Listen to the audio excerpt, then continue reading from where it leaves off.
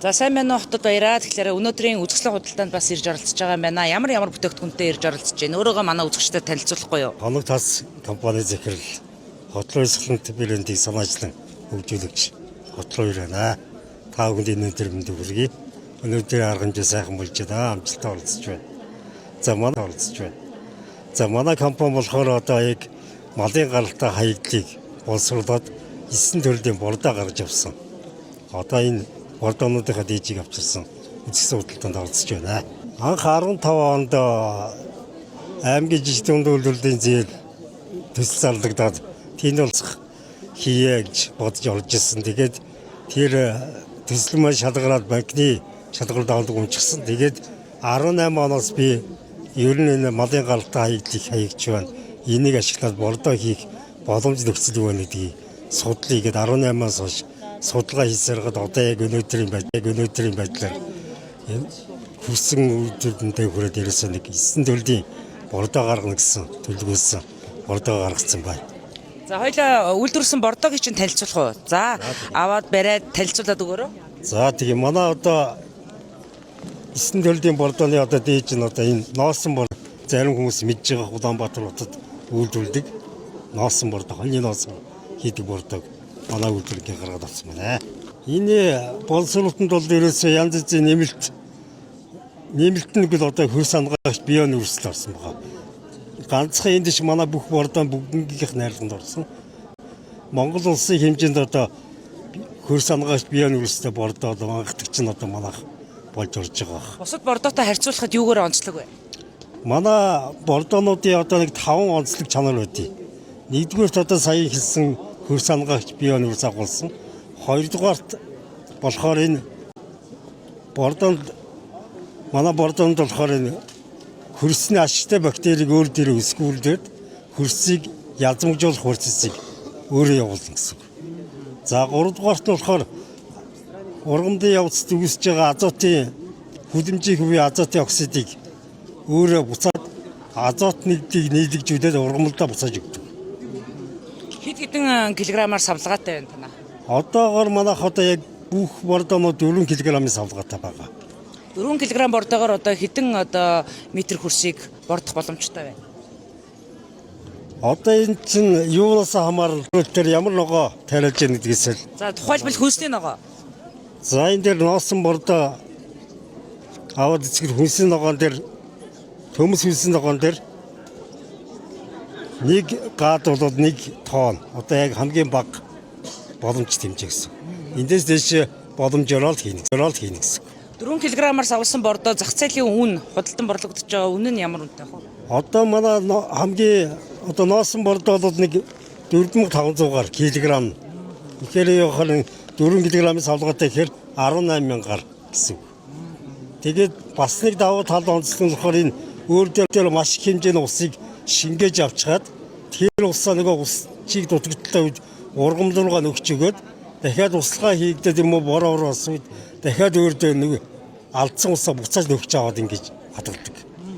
Тэгээд туршилт хэдээс хэдэн онд хийгдчихсэн бэ? Туршилт нь бордооны туршилт. Бордооны туршилт бол Монгол улсын одоо хөдөөж их сургуулийн эрдэмтэн Мөнхбат багш анх нь биеийн үрсийг судалж бас Монголын хэд хэдэн тамтаа судлаад ер нь одоо ийм үрд үзэлтийг гаргацсан. Олон улсын эрдэмт судлаа гаргацсан. Би ер нь юу хийсэн бэ гэхээр малын гаралтай энэ хаягдлуудад энийг холиод малын гаралтай хаягдлуудаар бордоо хийж болох уу гэдгийг гаргаж ирсэн. Манайх одоо 2 жилийн өмнөөс одоо баялаг хөрсгээд одоо хүмүүс амжих энэ ногоон утаа хөрс титэн балаазаа дээр заргаж ирсэн. Одоо тэгээд нөөцөнд усаа зогссон байгаа. Тэгээд тэржсэн хэрэглэгчид одоо баялаг хөрсөө хийгээч гэж ярьж байгаа. Одоо манайх би нөгөө бордоон руугаа хитгэхгүй болсон учраас бордоогоо хийж байгаа. Тэгээ явандаа нэг жаахан зав гарангууд хөрсөө хийгээд ихлэн. Одоо яг манай 9 төрлийн бордоог бол худалдаанд гараад одоо дөнгөж сар болох чинь. Тэгэхээр ногоочд манай дөнгөж газар хаглаад ногоогоо суулгаж бордоогоо хийх арай болоогүй байна гэд явж байгаа. Тэгээ ногоочтой бас би боломж олгоод манахаас ирээд энэ бордоонуудаас бага хэмжээгээр 100 граммаар бүх бордооныхын дээжийг аваад туршаад үзэж бодно гэд төрүүлжсэн ирээд надаас авч байгаа, хэрэгжилж байгаа. За тэгэхээр 9 төрлийн бордооноос хоёулаа бол баялаг хөрс бордоог л одоо танилцууллаа шүү дээ. Тэгэхээр өөр одоо ямар онцлог бордоог үзэгч олондоо тариаланчтай танилцуулж хүргэмээр. За дараагийн бордог бол одоо энэ Яманы иврээр хийсэн бордоо. Энэ бол энэ Европын орнуудад бол хэд хэдэн янзаар гарсан, Монголыг хийгдээгүй бордоо. Одоо анх удаа энд хийгдээд гарсан байна. Тэгээд энэ дараагийн бордоонууд бол одоо энэ нийлмэл бордоо. Одоо манай энэ өвөл одоо хүүтрээд их байхаар нэг мал биерээд осгоод гэсэн мал шүү. Тэгэхээр нэг чэнжүүд одоо ямаагийн болохоор авчираад самнаад ноолорыг авчихад манай өвдрийг гадаа авчираад нэг сэгзимийн орхиж байгаа байхгүй. Энэ одоо нэг зүг ус өвчнөр хөөгүй нэг осгож өгсөн мал. Тэгэхээр бид бие авчаад нөгөөдгийг бордоо олгоод нийлмэл бордоо гэж гаргачих байгаа шин. За өөр ямар бордоо? За дараагийн бордоо энэ малын хон яманы толгоос их хаягдж байгаа. Тэгээ хон яманы толгоогоор би бас бордоо хийгээд гаргасан. За дараагийн хаягдл бол хон яманы шир одоо шууд арьстайгаар шир дагалдаад яваад хаягдаад байгаа. Тэр маань одоо ингээ бордоо олдоо гарсан байна. За дараагийнх нь болохоор ноостой арьс одоо ингээл үнгүй хаягдаад байна. Яг очиод нөгөө авдаг газар нь авъя гэхээр буруу өвчөөд ингээд худалдан нэмсэн оруулсан гэхээр авах боломжгүй болоод бүтээгдэхүүн их боломжгүй болоод тэгээд хаягдж байгаа арьсууд одоо манай дээр ирээд овоорогдоод одоо бордоо болоод моостой арьс. Ууц цагаан бордоо гинөө? Одоо энэ нөгөө шар бууц шүү дээ. За тий. Одоо малчтын үхрийн хэвтрийн шар бууц манай дээр ирээд бас ингээ бордоо болоод нөгөө холц найрлагууд нь таараад жигдрээд ирээсээ шууд ногоонд хэрэглэх боломжтой бордоо болоод ингээ гаргацсан. За гих мэтлэнгээр ингээ 9 төрлийн бордоог одоо үйлдвэрлэж байгаа минь хүчин чадал нь ер нь хоногт гэдгийм одоо килограмм бордоо үйлдвэрлэх хүчин чадалтай бай танаа үйлдвэр. Одоогоор би ганцаараа нэг бүх юмудаа тохируулаад туршин явж байгаа болохоор өдөрт нэг 2-оос 300 кг гаргачихад байгаа. Яг яс өглөө 8 дээрээ ороо 5-6-га буухт бол нэг 200-аас 300 кг. Яг энэ нэг цэгтэр одоо яг энэ үйлдэл дээр болохоор нэг 5-6 хүн ажиллах хэрэгтэй. Яг бүрэн чадлаар бол нэг 10 хүн ажиллах хэрэгтэй.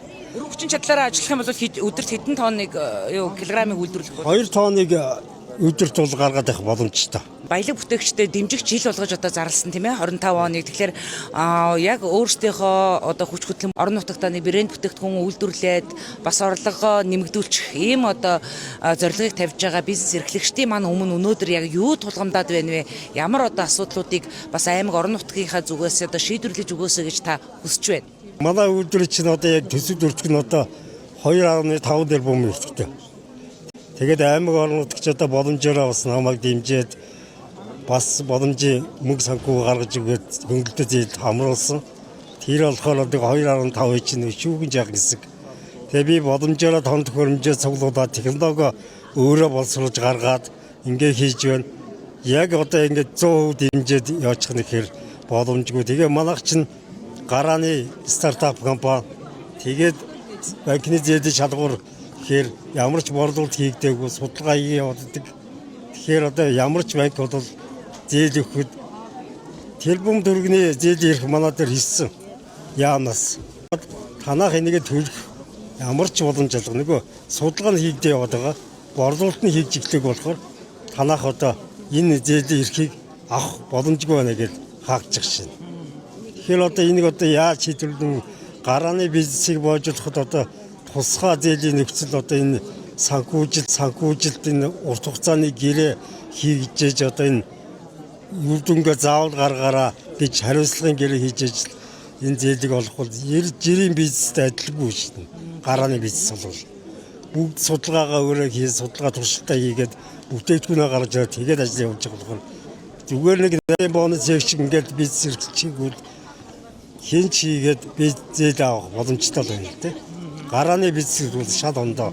Гарааны бизнес тал дээр бас илүү уян хатан нөхцөлтөө тий энэ бизнес эрхлэгчтэй дэмжсэн энэ бодлого үйл ажиллагааг бас үйл ажиллагааныхаа одоо хөтөлбөр тусгаж бодлого үйл ажиллагаанд тусгаж өгөөч гэсэн ийм ерөнхий одоо санааг өөрөө хэллээ гэж ойлголоо. Тусгай бизнесийн юмс тусгай онцгой нөхцөлтэй бүр хариуцлагын гэрээтэй урт хугацаатай заавал чи шинэ бүтээлийнхаа үр дүн гаргаараа гэж тийм дэмжлэгээд байвал гоё болох гэдэг юм да. За баярлалаа амжилт хүсье. За баярлалаа та бүхэнд.